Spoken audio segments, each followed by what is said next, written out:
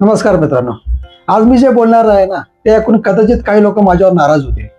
पण जर तुम्ही खरंच बाईक स्पेअर पार्टचा व्यवसाय करत असाल तर हा व्हिडिओ शेवटपर्यंत नक्की बघा. मी आज एक प्रश्न विचारणार आहे. जर तुम्हाला रोज सकाळी दुकान उघडायचंय, दिवसभर ग्राहक सांभाळायचे, फोन उचलायचे, मेकॅनिकची उधारी ऐकायची, स्टॉक भरायचा आहे, जीएसटी भरायचा आहे, लाईट बिल, दुकानाचं भाडं, कर्मचाऱ्याचा पगार आणि हे सगळं करून शेवटी तुमच्याकडे 20%, 25%, 30%च मार्जिन उरत असेल तर स्वतःला एकदा आरशात बघा. असा जर तुम्ही सुद्धा व्यवसाय करत असाल ना तर तुम्ही व्यवसाय नाही, तुम्ही नोकरी करताय. कडक वाटतंय ना, पण हीच वस्तुस्थिती आहे.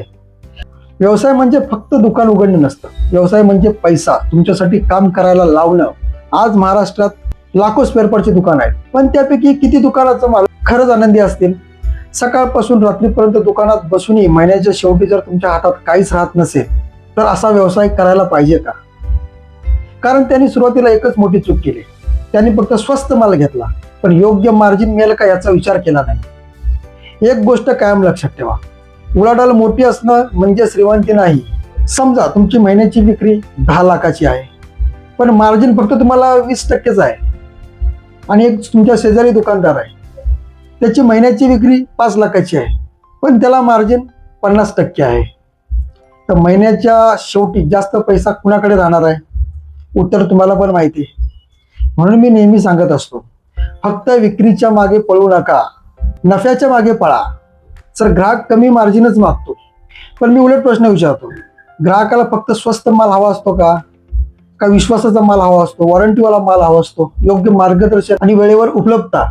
जर तुम्ही ग्राहकाला मूल्य दिलात तर तो फक्त किंमत पाहणार नाही कधीच. सगळ्यात मोठी चूक म्हणजे स्वतःच्या कष्टाची किंमत न ओळखणे.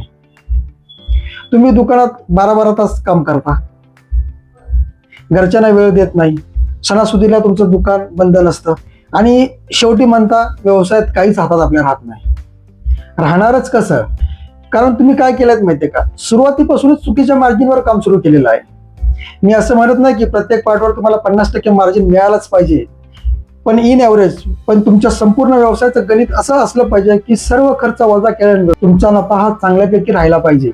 नाहीतर तुम्ही जितकं जास्त काम कराल तितकं जास्त थकून जाल, पण श्रीमंत अजिबात होणार नाही.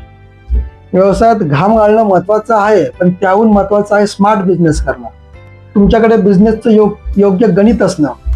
आजच प्रश्न तुम्ही एक स्वतःला विचारा, मी फक्त दुकान चालवतोय की खरंच नफा कमवणारा व्यवसाय उभा करतोय? जर तुमचं दुसरं उत्तर नसेल तर आजपासून तुमचा विचार बदला. कारण दुकान बदलण्यापेक्षा विचार बदलणं स्वस्त असतं. आणखी एक गोष्ट कायम लक्षात ठेवा, व्यवसायात विक्री तुम्हाला व्यस्त ठेवते, पण योग्य मार्जिन तुम्हाला श्रीमंत बनवतं. जर हा व्हिडिओ तुम्हाला विचार करायला भाग पडत असेल ना तर हा व्हिडिओ प्रत्येक स्पेअर पार्ट दुकानाच्या मालकापर्यंत नक्की पोहोचवा. मी पुन्हा भेटेन अशाच एक वास्तववादी विषयासकट. तोपर्यंत हुशारीने व्यवसाय करा आणि नफ्याचं गणित करायला कधी विसरू नका. पुन्हा भेटू पुढच्या व्हिडिओमध्ये. तोपर्यंत धन्यवाद.